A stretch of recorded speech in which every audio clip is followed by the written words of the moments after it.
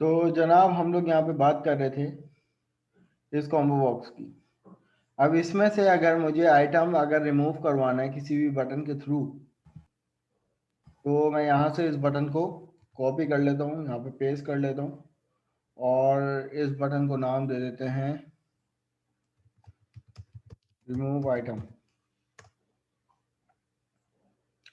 तो अब इस बटन के पीछे हम क्या करेंगे कि जो हमारे पास आइटम्स होंगे उनको रिमूव करवाना है। तो कॉम्बो बॉक्स का नाम क्या है मेरे पास, combo box one dot item dot, यहाँ पर मेथड आएगा कौन सा, रिमूव का।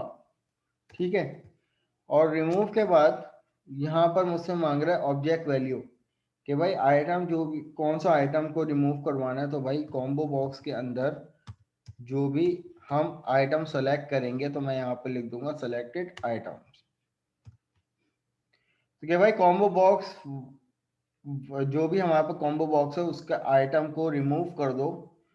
तो वो पूछेगा भाई कौन से आइटम को रिमूव करो, उस आइटम को रिमूव करो कि जो उसमें से सेलेक्ट किया गया है।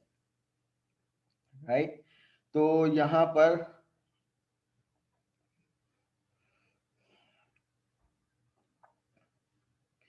इसको इम्प्लीमेंट कर लेते हैं। यहाँ मेरे पास ये नंबर ऑफ आइटम है, इनमें से मैंने किसी को भी आइटम को सेलेक्ट किया और यहाँ पर इसको रिमूव कर दिया। रिमूव करने के बाद जनाब देखिएगा कि इस नाम से मेरे पास अब कोई आइटम नहीं है। मैंने इसको भी सेलेक्ट किया, इसको भी रिमूव कर दिया। तो अब यहाँ पर देखें मेरे पास ये वाला आइटम क्या हो गया, रिमूव हो गया। अब इसी तरीके से क्लास यहाँ पर हमारे पास एक प्रॉपर्टी होती है। मैं अगर इसी बटन के पीछे जाऊँ, मैं इस वाली लाइन को कमेंट आउट करूँ, तो मेरे पास एक और मेथड होता है कि भाई combo box one dot items dot remove at. इसका क्या मतलब होता है। अब क्लास अगर यहाँ पर देखिए तो ये क्या मांग रहा है, इंटीजर इंडेक्स। ये क्या मांग रहा है, इंटीजर इंडेक्स। मैंने यहाँ पे फॉर एग्जांपल 3 वैल्यू दे दी, मैंने यहाँ पर 3 वैल्यू दे दी। अब जब मैं इस बटन को क्लिक करूंगा, यानी अब आप मुझे सोच के बताइएगा, आपको एरेस का कॉन्सेप्ट पता है, एक हिंट दे दी कि यहाँ पे मेरे पास नंबर ऑफ लिस्ट है ये वाली, और मैंने रिमूव ऐड पे कौन सा इंडेक्स दिया हुआ है, 3। तो अब बताइए कि कौन सा एलिमेंट रिमूव होना चाहिए, उस सर एलिमेंट का नाम मिट्टी। बताइए। सर मिट्टी। सर मिट्टी होगा। हाँ, समझ में आया कहानी क्या चल रही है। 0 1 2 3 एंड सो फोर्थ पूरा एरे है। तो यहाँ पर ये जो रिमूव एट, अगर मैं इस बटन की बात करता हूँ, मैं कोई भी आइटम सेलेक्ट नहीं कर रहा इस टाइम, मैंने जस्ट इसको रिमूव आइटम कर दिया। तो यहाँ पर देखिए मिट्टी गायब हो गया। मैं दोबारा से अपनी एप्लीकेशन को रीस्टार्ट कर लेता हूँ, दोबारा से चेक कर लेंगे क्या ऐसा हो भी रहा है या नहीं, या गलत फहमी थी हमारी। तो भाई यहाँ पे देखिए क्लास मिट्टी है, और आइटम हमने यहाँ पर रिमूव एट में कौन सा इंडेक्स दिया हुआ है, 3। तो इसका मतलब ये है कि हम जब इसको रिमूव करेंगे तो यहाँ पर मिट्टी गायब हो जाएगा। 0 1 2 के बाद जब वो 3 नंबर पे, जो 3 इंडेक्स पे जो मेरे पास एलिमेंट था वो था मिट्टी। अब ये तो मैंने हार्ड कोड ले दिया। अब इसको भी मुझे रन टाइम पे भाई कोई ना कोई एलिमेंट को मैं सेलेक्ट करूं तो वो उसका खुद ही इंडेक्स पिक कर ले। तो इसके लिए हमारे पास जनाब प्रॉपर्टी होती है कि भाई combo box one dot selected index. ठीक है। और ये पिक करता है इंडेक्स, और इंडेक्स क्या होता है, एक इंटीजर वैल्यू। तो अब यहाँ पर ये यहाँ से लेकर यहाँ तक का जो कोड है ये रिटर्न करके देगा इसको, इस मेथड को एक इंटीजर, और वो इंटीजर के बिहाफ पर उस इंडेक्स पे पड़ी हुई जो भी वैल्यू होगी उसको रिमूव कर देगा। राइट। तो अब यहाँ पर चेक कर लेते हैं इसको इम्प्लीमेंट करके। तो यहाँ पर मैंने किसी भी आइटम को सिलेक्ट किया। अब मैं यहाँ पर फैसलाबाद को सिलेक्ट करने जा रहा हूँ। मुझे बताइए फैसलाबाद का इंडेक्स क्या होना चाहिए, 0 1 2 3 4। राइट। इसका इंडेक्स होना चाहिए 4। तो यहाँ पर इसको मैं रिमूव करता हूँ। तो यहाँ पर देखिए कि जनाब फैसलाबाद का जो है वो है वो रिमूव हो गया, सिटी। राइट। इस बार यहाँ तक कि किसी को कोई कंफ्यूजन है भाई तो पूछ लीजिए।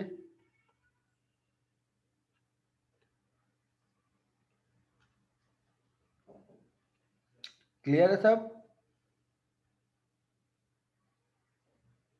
जी सर। अच्छा जनाब, अब यहाँ पर एक इम्प्लीमेंटेशन और कर लेते हैं, और वो इम्प्लीमेंटेशन ये है कि जनाब मैं यहाँ पर एक लेबल क्यों ना उठा लूँ। मैंने यहाँ पर उठाया एक लेबल, लेबल कहाँ गया भाई, ये रहा। अब इस लेबल पे नाम है लेबल 2। मैं इसका टेक्स्ट कुछ नहीं कर रहा, इसका नाम भी लेबल 2। अब जनाब मैं ये चाह रहा हूँ कि कोई भी आइटम मैं यहाँ पर सेलेक्ट करूँ, कोई भी आइटम मैं यहाँ पर सेलेक्ट करूँ इस ड्रॉप डाउन से, वो आइटम यहाँ पर लिखा हुआ जाए। अब ये काम कैसे होगा, एनी आइडिया? कि जब मैं इस आइटम को सेलेक्ट करूं तो मेरे पास जो सेलेक्टेड आइटम है वो यहां पर लिखा हुआ आ जाए इस लेबल की जगह। सर पहली तो प्रॉपर्टी मैं आप लोगों को बता दूं, सॉरी आहिल, चलो तुम अपनी बात कंप्लीट करो। Sir level 1 dot text is equal to फिर है ना वो जो आपने कॉम्बो 1 डॉट टेक्स्ट वाला किया था वो कर सकते हैं। नहीं तो सबसे पहले तो ये डिसाइड करो ना कि ये मैं कोड लिखूंगा कहाँ पे। कोई मैंने बटन तो लिया नहीं है। ऐड आइटम पे लिखेंगे ना सर?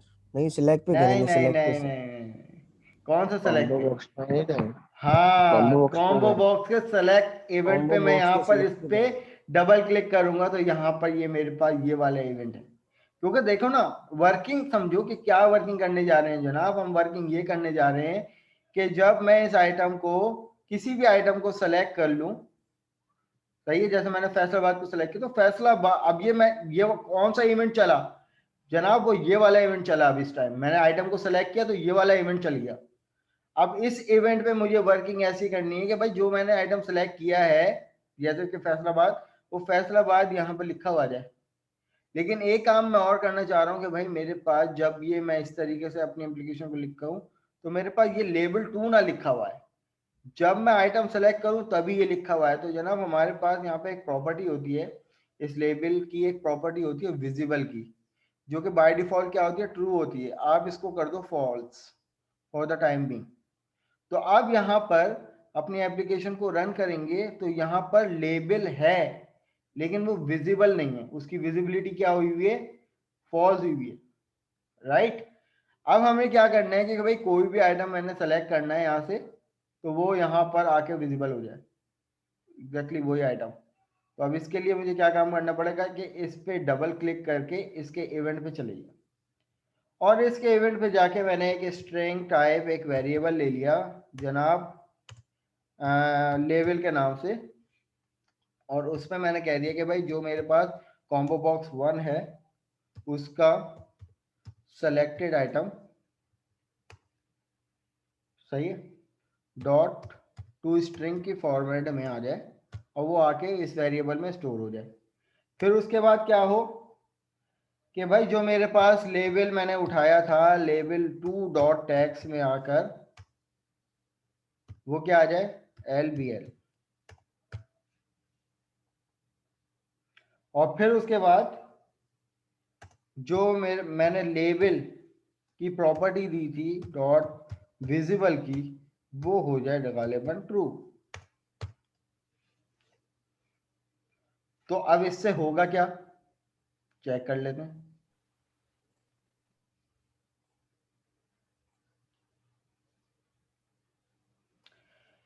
केस टाइम मेरे पास इस लेबल की, ये जो लेबल है लेबल 2, इसकी प्रॉपर्टी क्या है, विजिबल क्या है, फॉल्स है। तो अब मैं यहाँ पर कोई भी आइटम मैंने सेलेक्ट किया तो यहाँ पर देखिए कि वो आइटम लेबल में भी आ गया और विजिबल भी हो गया। इसी तरीके से मैं कोई दूसरा आइटम सेलेक्ट करता हूँ तो यहाँ पर देखिए फैसलाबाद आ गया, यहाँ पर लाड़काना आ गया, इसी तरीके से यहाँ पर कोहाट आ गया, राइट। तो ये छोटी छोटी प्रॉपर्टीज को आप लोग ध्यान में रखो, क्योंकि ये आपके प्रोजेक्ट में किस तरीके से इम्प्लीमेंट होगी ये आप लोग अपनी रिक्वायरमेंट के मुताबिक इम्प्लीमेंट करेंगे। अब हमें क्या करना है, हम स्विच करने जा रहे हैं अपनी एक डेटाबेस की एग्जाम्पल को, कि जैसे कि आप लोगों को याद हो कि भाई हमने ड्रॉप डाटा ग्रिड व्यू पे काम किया था, और डाटा ग्रिड व्यू से टेक्स्ट फील्ड पे कैसे डाटा उठ के आ रहा था, इसी तरीके से टेबल का जो स्पेसिफिक कॉलम है उसको हम इस ड्रॉप डाउन पे कैसे लिस्टेड करेंगे, ये देखना है हमें, और इसकी पूरी इम्प्लीमेंटेशन करते हैं। तो मैं यहाँ पर गालिबन एक अदद प्रोजेक्ट क्रिएट कर लेता हूँ, न्यू प्रोजेक्ट।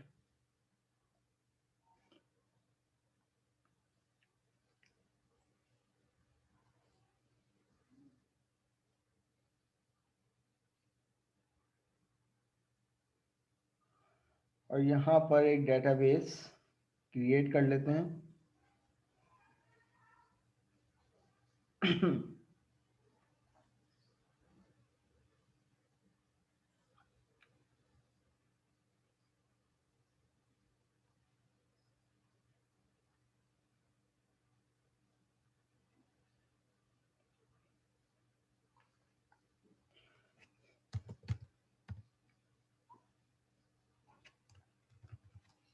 इस नाम से हमने अपना डेटाबेस क्रिएट कर लिया, और इसके अंदर एक अदद छोटा सा टेबल यूज कर लेते हैं, बना लेते हैं।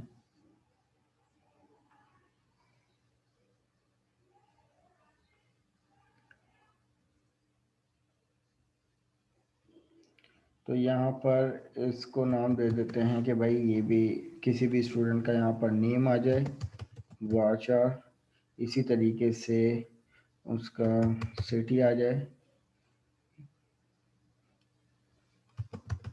वाचार, और उसी तरीके से उसका, चलो भाई ये दो कॉलम हम फिलहाल यहाँ पर ले लेते हैं। ईमेल कर दो, चलो ईमेल कर दो।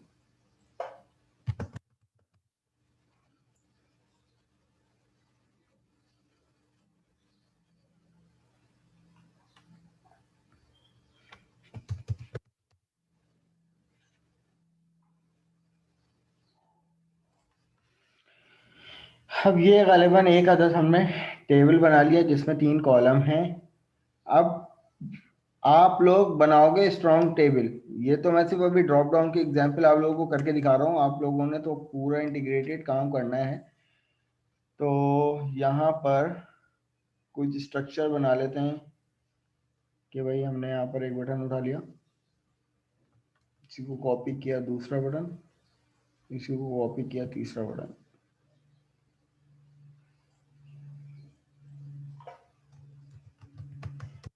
इंसर्ट,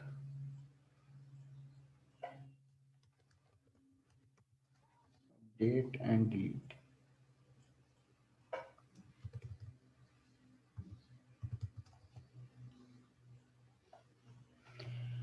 और यहाँ पर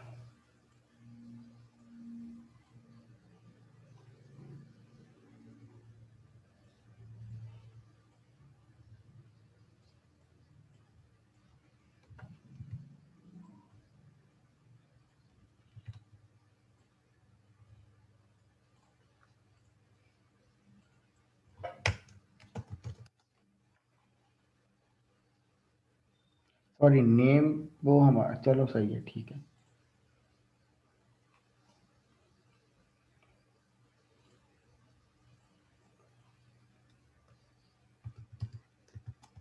सिटी एंड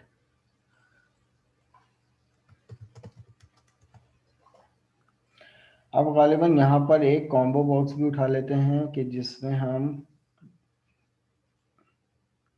एक लिस्ट क्रिएट करेंगे, और यहाँ पर उस लिस्ट का नाम दे देते हैं नेम ऑफ स्टूडेंट्स। जनाब ये एक हमने एक स्ट्रक्चर कर लिया, अपनी एप्लीकेशन को डिज़ाइन कंप्लीट कर लिया। अब ये इंसर्ट बटन, इस बटन का नाम है बटन 1, ये है बटन 2 और ये है बटन 3। इस टेक्स्ट फील्ड का नाम है टेक्स्ट बॉक्स 1, जिससे नेम आएगा, जिससे सिटी आएगा वो ये है, और जिससे ये आएगा। अब जनाब यहाँ पर अपने डेटाबेस में जी क्या कह रहे हैं, अलग अलग वो नहीं बनेंगे कॉम्बो बॉक्सेस? क्यों? नहीं, देना अभी पड़ेगा। यहाँ पर देखें, मेरी एप्लीकेशन ये है कि भाई मैं यहाँ पर किसी भी एक एंटिटी से, अब सिटी तो बहुत सारे मैच हो सकते हैं ना, लेकिन स्टूडेंट्स को आमतौर पर आप लोग आईडी के बिहाफ पर लेंगे, लेकिन हम यहाँ पर जनरेट करने जा रहे हैं कि जितने भी नेम्स होंगे ना स्टूडेंट्स के, वो यहाँ पर डेटाबेस से उठ के यहाँ पर लिस्टेड हो जाए, और फिर मैं उनमें से किसी भी नेम को सेलेक्ट करूँ तो उसका स्पेसिफिक रिकॉर्ड यहाँ पे आ जाए, तो मैं यहाँ पे इंसर्ट भी करवा लूँ, अपडेट या डिलीट भी करवा लूँ, तो मेरे पास यहाँ पर अपडेट हो जाए उस नेम से। ये मेरी एप्लीकेशन है इस टाइम, आप लोग अपने रिक्वायरमेंट के मुताबिक बनाएंगे। तो मकसद सिर्फ अभी इतना ये है कि भाई किस तरीके से डेटाबेस के टेबल के किसी भी कॉलम को लाके यहाँ पर रिट्रीव करवाओगे, सही है। और टेक्स्ट फील्ड से यहाँ पर वैल्यू, अब जैसे कि मैं यहाँ पर कोई नेम अपडेट करूंगा तो यकीनन जो एग्जिस्टिंग नेम होगा वो यहाँ पर अपडेट भी हो जाएगा। तो ये वाला काम मुझे करना है। तो अब यहाँ पर सबसे पहले इंसर्ट के बटन पे जाएंगे। हमने इवेंट तो जनरेट कर दिया, लेकिन भाई हमें सबसे पहले काम ये करना होता है कि अपना कनेक्शन ऐड करवाना होता है। और कनेक्शन ऐड करवाने के लिए हम यहाँ पर ऐड कनेक्शन करते हैं। मैं यहाँ से सर्वर जो है वो कॉपी पेस्ट कर लूँ, सर्वर नेम, और यहाँ पर लाकर सर्वर का नाम कॉपी पेस्ट कर दूंगा और यहाँ पर अपने डेटाबेस को सेलेक्ट कर लेंगे। Test connection succeed, then okay. अब उसके बाद दूसरा काम ये होता है कि भाई नेम स्पेस इंप्लीमेंट करवानी है using system dot data dot SQL client, right. अब यहाँ से हमें मिलेगी कनेक्शन स्ट्रिंग, यहाँ से इसको कॉपी कर लेते हैं और सिंपल एसक्यूएल कनेक्शन को con equal to new SQL connection, और यहाँ पर कनेक्शन स्ट्रिंग को पास कर देंगे। ग्लोबली हमने कनेक्शन स्ट्रिंग को उठा लिया। अब हमें यहाँ पर सबसे पहले काम ये करना है जनाब के एक मेथड बना लेते हैं कि पब्लिक वॉइड डिस्प्ले के नाम से, और उसमें हमें रिट्रीव करवानी है वैल्यू कि भाई यहाँ पर कुछ रिकॉर्ड हम पहले से ऐड कर लेते हैं। मैं यहाँ पर जो मेरा टेबल था जनाब एडिट टॉप 200 रॉस के फॉर सब इंस्टेंस के यहाँ पर नाम हो गया अली कराची और ali@gmail.com। फिर नेक्स्ट आते हैं।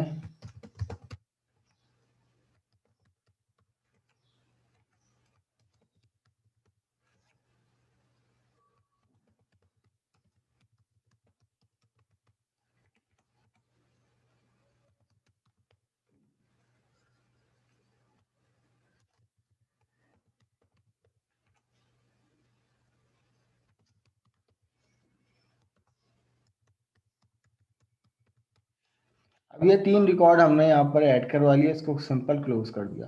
अब हमें करना ये है जनाब के सबसे पहले डिस्प्ले के मेथड से हमें टेबल रिट्रीव करवाना है, लेकिन हम ये चाह रहे हैं कि भाई जब भी मैं अपनी एप्लीकेशन को रन करूं तो मेरे पास टेबल में से जितने भी नेम है ना वो इस ड्रॉप डाउन में आके लिस्टेड हो जाए। अब उसके बाद मैं नए नेम ऐड करवाऊं, जो भी करवाऊं इट्स अप टू, लेकिन नेम जितने भी होंगे ना वो यहाँ पर अपडेट ऐड होते रहें, और उन्हीं के थ्रू उन्हीं को सेलेक्ट करके मैं अपडेट भी करूं, उन्हीं को सेलेक्ट करके मैं पूरे रिकॉर्ड को डिलीट भी करूं। तो मकसद ये है कि किस तरीके से डेटाबेस से ड्रॉप डाउन पे कोई भी कॉलम को हम लिस्टेड करवाते हैं, क्योंकि देखें ड्रॉप डाउन में याद रखिएगा कि टेबल का कोई एक कॉलम आएगा, या तो आप आईडी को करवा लें या तो आप नेम को करवा लें या कोई भी, लेकिन टेबल का कोई एक कॉलम यहाँ पर लिस्टेड होगा, राइट। तो अभी हमने क्या करना है कि भाई यहाँ पर SQL data adapter ADAPTER equal to new SQL data adapter. It contain 2 parameter, one for the query and second for the connection, और यहाँ पर हम लिख देते हैं SQL की query select static from table का नाम क्या रखा था भाई? स्टूडेंट्स के नाम से रखा था, स्टूडेंट, तो स्टूडेंट था, STUDENT। ठीक है, ये काम हो गया। उसके बाद फिर क्या करते हैं भाई? Data table, DT equal to new data table.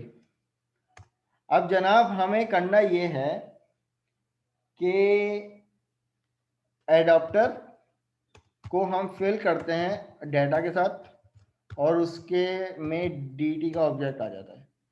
अब देखें क्लास, समझिएगा। अब हमें क्या करना है कि भाई ये वाला जो कॉलम है इसमें पहले से रिकॉर्ड है। मैं अगर यहाँ पर इस क्यूरी को इंप्लीमेंट करता हूँ, सेलेक्ट स्टैटिक फ्रॉम स्टूडेंट, तो नोटिस कीजिए मेरे पास टेबल यहाँ पर ये अब ये मेरे पास स्टूडेंट का पूरा रिकॉर्ड डेटाबेस में सेव है। मैं ये चाह रहा हूँ कि उसमें से ये वाला कॉलम आकर, रिकॉर्ड तो पूरा सेलेक्ट हो रहा है लेकिन उसमें से डिस्प्ले, ये जो नेम का जो पूरा कॉलम है वो इस ड्रॉप डाउन पे आके लिस्टेड हो जाए, यानी ये वाले ड्रॉप डाउन पे आके लिस्टेड हो जाए। अभी जब मैं अपनी एप्लीकेशन को रन करता हूँ तो जनाब मुझे यहाँ पर कोई आइटम नहीं मिलेगा, लेकिन मैं ये चाहता हूँ कि भाई जब भी मैं एप्लीकेशन को रन करूँ मेरे पास यहाँ पर डेटाबेस से जो स्टूडेंट का जो टेबल है उसमें से नेम तमाम उठ के आ जाए। तो अब इसके लिए यकीनन हमें कोई ऐसा काम करना पड़ेगा कि भाई यहाँ से डाटा तो उठ के आ गया, अब डाटा में से एक कॉलम को रिट्रीव करवाना है और इम्प्लीमेंट करवाना है।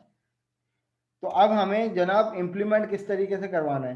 तो मैं अगर आप लोगों से प्रोग्रामिंग फंडामेंटल का सवाल करता हूँ कि किसी भी कलेक्शन को, हमें नहीं पता वो कितना भी बड़ा कलेक्शन हो सकता है, किसी भी कलेक्शन को रीड करने के लिए कौन सा लूप इस्तेमाल करते हैं?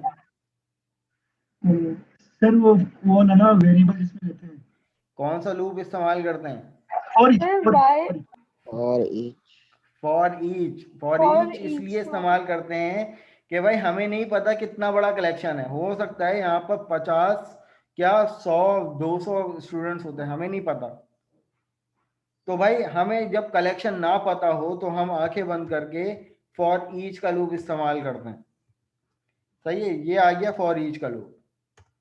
अब इस फॉर ईच के लूप में होता ये है कि भाई आप क्या करोगे कि हमें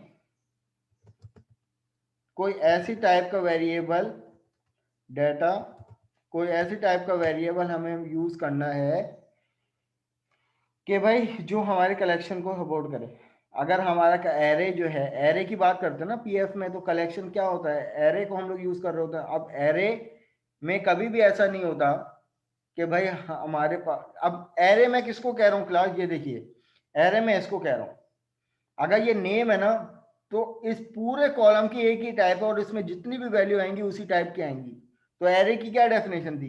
the collection of data with same data type, यही थी ना। तो अब यहाँ पर हमारे पास हम क्या करने जा रहे हैं कि भाई इस एरे को रिट्रीव करने जा रहे हैं, नेम के एरे को रिट्रीव करने जा रहे हैं इस फॉर ईच के लूप से। अब डाटा टेबल से जब हम यहाँ पर रॉस को रीड करवाएंगे, तो ये रॉ है ना पूरी, अगर हम इस कॉलम के हवाले से बात कर रहे हैं तो कॉलम भी यही है, रॉ भी स्पेसिफिक हर कॉलम होगा। तो उसके लिए मैंने डाटा रॉ की टाइप यूज करी और dr उसका वेरिएबल यूज कर लिया, फिर इनका कीवर्ड यूज होता है और फिर यहाँ पे आप देते हो कि भाई आपका रिकॉर्ड क्या था, तो भाई dt से जो भी रॉज उठ के आएंगी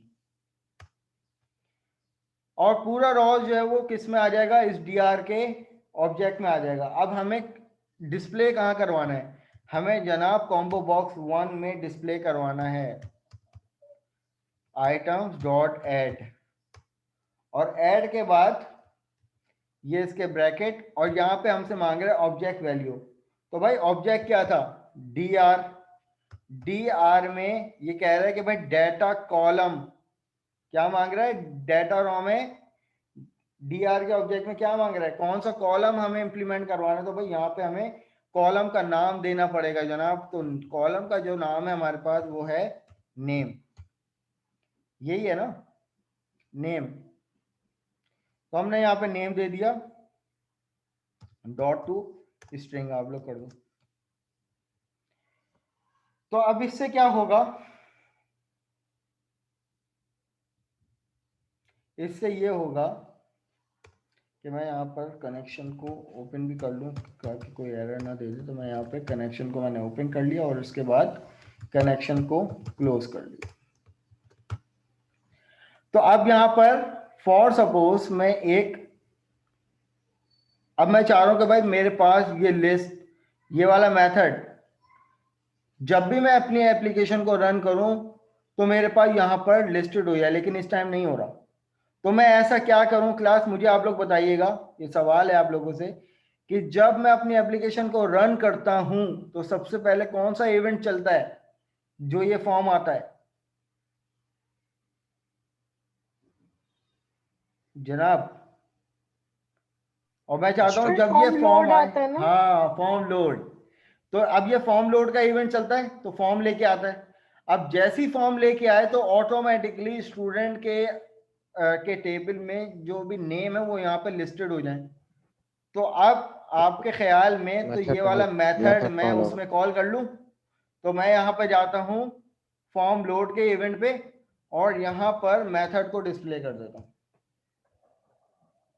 तो अब क्या होगा, देखते हैं क्या होता है कि जब मैंने एप्लीकेशन को रन किया तो स्टूडेंट के टेबल में जितने भी मेरे पास नेम ऑफ स्टूडेंट थे वो मेरे पास यहाँ पर आकर लिस्टेड हो गए। यहां तक के बाद मुझे बताएं कि कितनों को समझ में नहीं आई ये बात।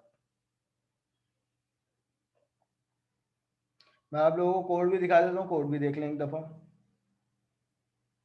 भाई ये मेथड में हमने ये वाला काम किया,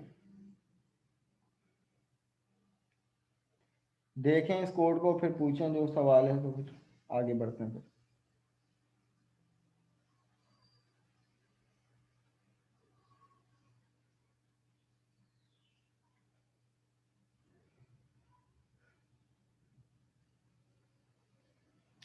जी आयल पूछ रहे हैं कि भाई डेटा रॉ वाला इन फॉर ईच लूप वो समझ में नहीं आया। जनाब देखें यहाँ पे हमने ये काम ये किया कि भाई डेटा रॉ, ये क्या, इसके इंटेलिजेंस में पढ़िए क्या कह रहा है डेटा रॉ की class, represent a raw of data. अब ये मेरे यहाँ पर क्यूरी कौन सी लगी हुई है, सेलेक्ट स्टडी फ्रॉम स्टूडेंट, और ये पूरा डेटा जो है वो कौन सा ऑब्जेक्ट लेके आ रहा है, ये वाला ऑब्जेक्ट, और एडाप्टर में आके फिल हो रहा है। अब जो पूरा कलेक्शन है वो dt के ऑब्जेक्ट में। अब डेटा रॉ हम यहाँ पर पिक कर रहे हैं और यहाँ पर इस पूरे डेटा में से हमने रॉ को पिक कर लिया कि भाई रॉज लेके आएगा। अब इस यहाँ पर अगर हम देखें टेबल में तो ये यहाँ तक का जो काम है पूरी रॉ उठ के आ रही है, सही है, पूरी रॉ उठ के आ रही है इस यहाँ तक। लेकिन फॉर ईच में क्या कर रहे हैं कि भाई डी आर के अंदर पूरी रॉ है, लेकिन रॉ में से हम किसको पिक कर रहे हैं, रॉ के में से हम सिर्फ इस कॉलम को पिक करें, क्योंकि आप देखो ना मैंने पूरी रॉ सेलेक्ट कर ली, लेकिन इस पूरी रॉ में 3 कॉलम है जनाब, एक नेम है, एक सिटी है और एक ईमेल है। तो मैंने यहाँ पर क्या किया कि भाई कॉम्बो बॉक्स में आइटम ऐड करवा दो जो डी आर में पूरी रॉ आ रही है उसके सिर्फ एक कॉलम को, कौन से, इंडेक्स। तो आप यहाँ पे देखिए इस तरीके से समझ लिए कि भाई ये पूरा रॉ जो है वो एक एरे है और उसमें जितने भी नंबर ऑफ कॉलम्स हैं वो क्या हैं, उसके इंडेक्सेस हैं। तो यहाँ पर मैंने इंडेक्स नाम दे दिया कि भाई कौन सा इंडेक्स मुझे चाहिए, नेम। तो इस पूरी रॉ में से मैंने यहाँ पर नेम उठाया और नेम यहाँ पे आकर लिस्टेड हो रहा है। तो combo box item add D R में जो सिर्फ नेम है, क्योंकि मैं यहाँ पर इसको दोबारा से इंप्लीमेंट करके दिखा देता हूँ कि भाई डी आर, और यहाँ पर ये देखो मुझसे क्या मांग रहा है, डेटा कॉलम, कि उस पूरी रॉ में से कौन से कॉलम की वैल्यू को आपने रिट्रीव करवाना है इस कॉम्बो बॉक्स में से। तो भाई मैंने यहाँ पे कह दिया कि भाई नेम को मुझे रिट्रीव करवाना है, डॉट टू स्ट्रिंग। जी जनाब आप क्लियर है, अभी भी कोई सवाल है तो पूछ लीजिए।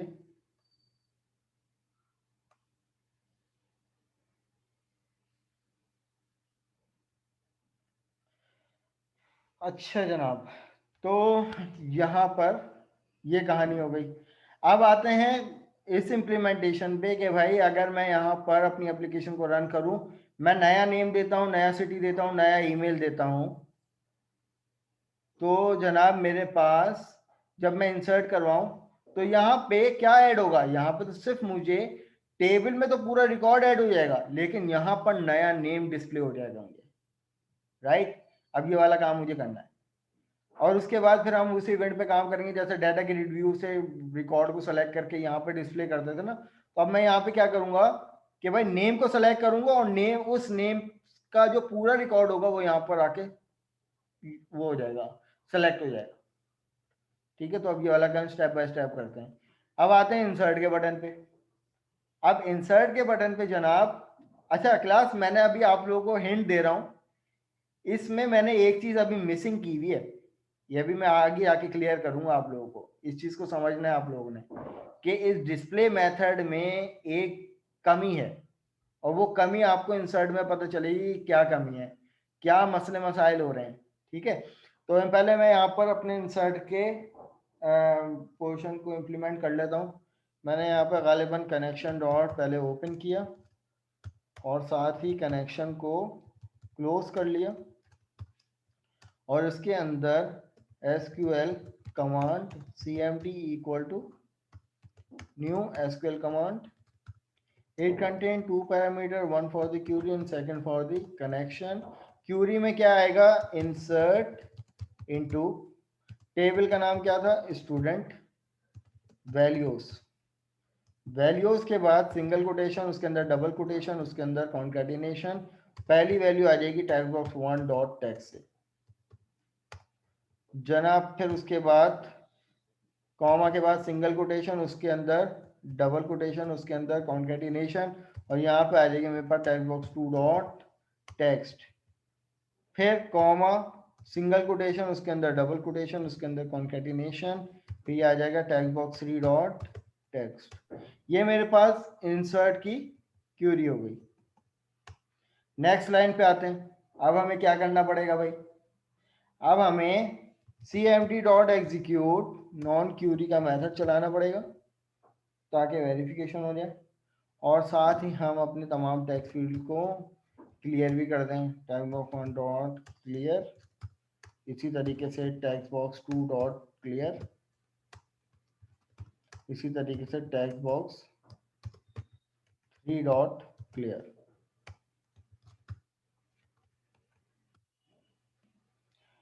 जनाब अब उसके बाद जब मेरा रिकॉर्ड इंसर्ट हो जाए, जब मेरा रिकॉर्ड इंसर्ट हो जाए तो मुझे यहाँ पर डिस्प्ले भी कर दे, तो मैंने यहाँ पर डिस्प्ले का मेथड भी कॉल कर लिया।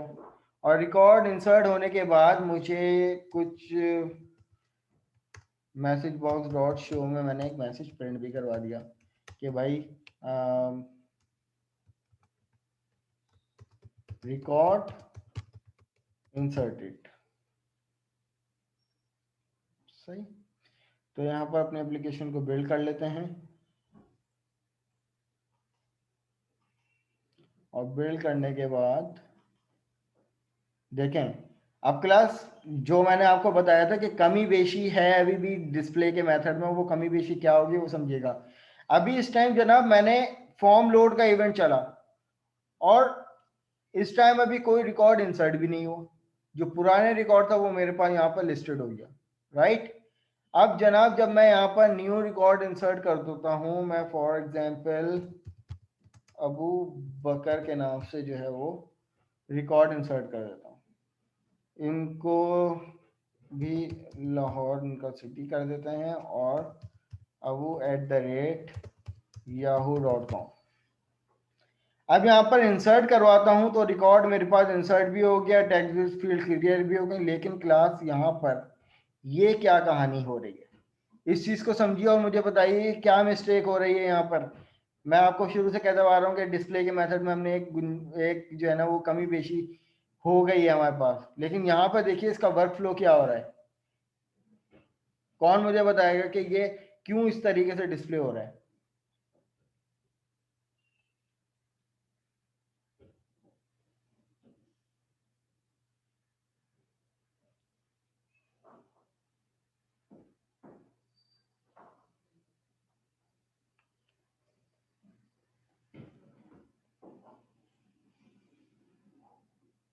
फॉर ईच की वजह से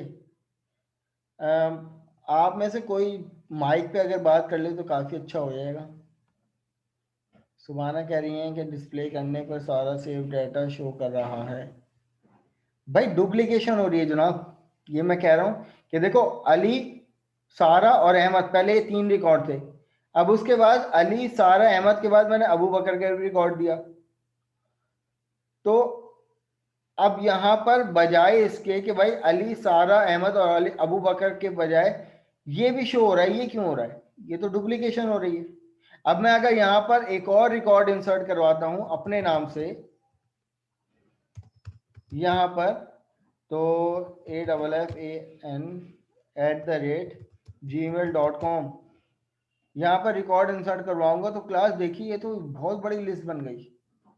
और जो मेरा अपडेटेड लिस्ट जो है वो ये क्या है, वो ये कि भाई अली, सारा, अहमद, अबू बकर के बाद ये मेरा नाम, ये है। एक्चुअली सिर्फ ये शो होनी चाहिए थी, लेकिन ये क्या 3 दफा। सर आपने क्योंकि शायद डिस्प्ले के जो मेथड में फॉर ईच का जो लूप लगा है उसमें जो आइटम्स जो ऐड हो रहे हैं वो बार बार रिपीटिशन हो रही है उसमें। एग्जैक्टली यही काम हो रहा है, और ये काम आप में से किसी ने पहले भी बताया था मुझे, बिल्कुल ऐसा हो रहा है। लेकिन क्लास इसका एक रीजन ये है कि देखें, अब ये डिस्प्ले का मेथड तो सबसे पहले कहाँ रन हो रहा है, फॉर्म लोड पे। और फॉर्म लोड पे जो एक्चुअल, अब मैं जब अपनी एप्लीकेशन को दोबारा रन करूंगा ना, तो अब मुझे सही से दिखाएगा रिकॉर्ड। अब ये क्यों हो रहा है, रन टाइम पे क्यों नहीं हो रहा? रन टाइम पे ऐसा होना चाहिए था। उसका रीजन जनाब ये है कि देखें, अब ये पहला डिस्प्ले का मेथड है, ये एक दफा रन हो गया। अब उसके बाद वही मेथड जब मैं इंसर्ट के लिए कर रहा हूं, वही मेथड जब मैं इंसर्ट के लिए कर रहा हूं, तो डिस्प्ले का मेथड ऑलरेडी यहां पर इंप्लीमेंट हुआ है, तो ये दोबारा से इंप्लीमेंट हो जाएगा। और जब दोबारा से जब इंप्लीमेंट होगा तो वो अपडेटेड रिकॉर्ड लाके यहाँ पर डिस्प्ले कर देगा। तो हमें ये करना है कि भाई जो पुराना वाला जो डिस्प्ले का मेथड है, जब एक दफा कोई भी मेथड चले डिस्प्ले का मेथड, तो वो पूरी लिस्ट को क्लियर करे, फिर जब दोबारा से चले तो वो अपडेटेड रिकॉर्ड दे। तो हमें हर मेथड को, यानी इस मेथड को जब भी हम स्टार्ट करें, जब भी ये मेथड चले, तो सबसे पहले जो पुरानी वाली जो लिस्ट है उसको क्लियर करें। तो भाई लिस्ट को क्लियर करने का तरीकाकार क्या होता है? लिस्ट को क्लियर करने का तरीकाकार ये होता है, आप लिखोगे यहाँ पे combo box 1 dot items dot clear, और ये मेथड आप चला दो। तो अब इससे क्या होगा, अब देखें, अब ये मेरे पास ये मेथड चला, सही, इसने पहला मेथड पुरानी वाली लिस्ट। अब जब मैं यहाँ पर न्यू रिकॉर्ड ABC का देता हूँ, यहाँ पर ABC, यहाँ पर बुला बुला, तो यहाँ पर रिकॉर्ड इंसर्ट करवाता हूँ, तो देखें अब ये रिकॉर्ड इंसर्ट होने के बाद दोबारा डिस्प्ले चला, तो इसने पहले पुरानी वाली लिस्ट को क्लियर किया और उसके बाद नई वाली लिस्ट मुझे जनरेट करके दी। ये बात कितनों को समझ में आई? हमारी meeting less than a minute रह गई है, आप लोग इसके बाद दोबारा ज्वाइन कीजिएगा।